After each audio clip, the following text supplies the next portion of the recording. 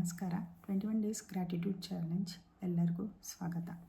So ಸ್ನೇಹಿತರೆ, ಈ 21 days gratitude challenge ಸಾಕಷ್ಟು ವಿಷಯಗಳಿಗೆ ನೀವು ಈಗಾಗಲೇ 10 ದಿನದಿಂದ ಗ್ರ್ಯಾಟಿಟ್ಯೂಡನ್ನು ಸಲ್ಲಿಸಿದ್ದೀರಾ. ಪ್ರತಿದಿನ ಎಷ್ಟೋ ಒಂದೊಂದು ವಿಡಿಯೋದಲ್ಲಿ ಒಂದೊಂದು ವಿಷಯದ ಬಗ್ಗೆ ನಾನು ಸಾಕಷ್ಟು ವಿಷಯಗಳನ್ನು ತಿಳಿಸ್ತಾ ಬಂದೆ. ಯಾವುದ್ಯಾವುದಕ್ಕೆ ನಾವು ಕೃತಜ್ಞತಾ ಭಾವವನ್ನು ಸಲ್ಲಿಸಬೇಕು, ನಿಮ್ಮ ಪೇರೆಂಟ್ಸಿಗಾಗಿರ್ಬೋದು, ಅಥವಾ ನಿಮ್ಮ ದೇಹಕ್ಕಾಗಿರ್ಬೋದು, ಅಥವಾ ನಿಮ್ಮ ಸ್ನೇಹಿತರಿಗಾಗಿರ್ಬೋದು, ಸಾಕಷ್ಟು 10 ದಿನ ಪ್ರತಿಯೊಂದು ವಿಡಿಯೋದಲ್ಲಿ ನಾನು ವಿಷಯಗಳನ್ನು ತಿಳಿಸಿದ್ದೀನಿ. ಹೋಪ್ ನೀವೆಲ್ಲ ಇದನ್ನು ಬರ್ತಿದ್ದೀರಾ. ಈಗ ನಿಮಗೆ ಆಗಲೇ ಏನು ಅನಿಸ್ತಾ ಇದೆ ಅಂತ ಕೂಡ ನಿಮಗೆ ಗೊತ್ತಾಗ್ತಾ ಇದೆ ಅಂತ ಭಾವಿಸ್ತೀನಿ. ಹಾಗಾದರೆ ನಾವು ಇವತ್ತು ತುಂಬ ಇಂಪಾರ್ಟೆಂಟ್ ಒಂದು ವಿಷಯದ ಬಗ್ಗೆ ಕೃತಜ್ಞತಾ ಭಾವವನ್ನು ಸಲ್ಲಿಸಬೇಕು. ಸೂರ್ಯ ಮತ್ತು ಚಂದ್ರ.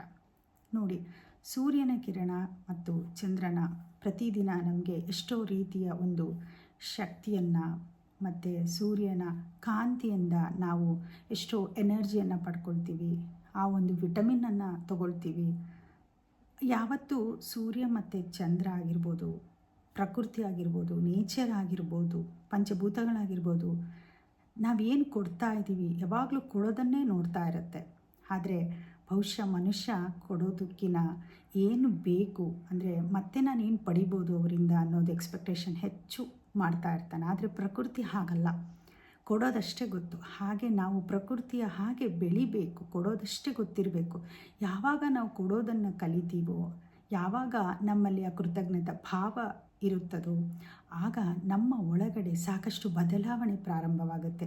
ನಮ್ಮಲ್ಲಿ ದೈಹಿಕ ಮಾನಸಿಕ ಆರೋಗ್ಯದಿಂದ ಇರೋಕ್ಕೆ ಶುರುವಾಗ್ತೀವಿ. ಅದರ ಜೊತೆಗೆ ನಮ್ಮಲ್ಲಿ ಸ್ಟ್ರೆಸ್ ಲೆವೆಲ್ ಆಗಿರ್ಬೋದು, ನಮ್ಮಲ್ಲಿ ಟೆನ್ಷನ್, BP ಇದೆಲ್ಲ ಕಡಿಮೆ ಆಗ್ತಾ ಬರುತ್ತೆ. ನೀವು ಬೇಕಾದರೆ ಮಾಡಿ, ನಿಮಗೆ ಬದಲಾವಣೆ ಖಂಡಿತ ಸಾಧ್ಯ ಆಗುತ್ತೆ. ಹಾಗೆ ನಿಮ್ಮಲ್ಲಿ ಇಮ್ಯುನಿಟಿ ಪವರ್ ಕೂಡ ರೈಸ್ ಆಗುತ್ತೆ.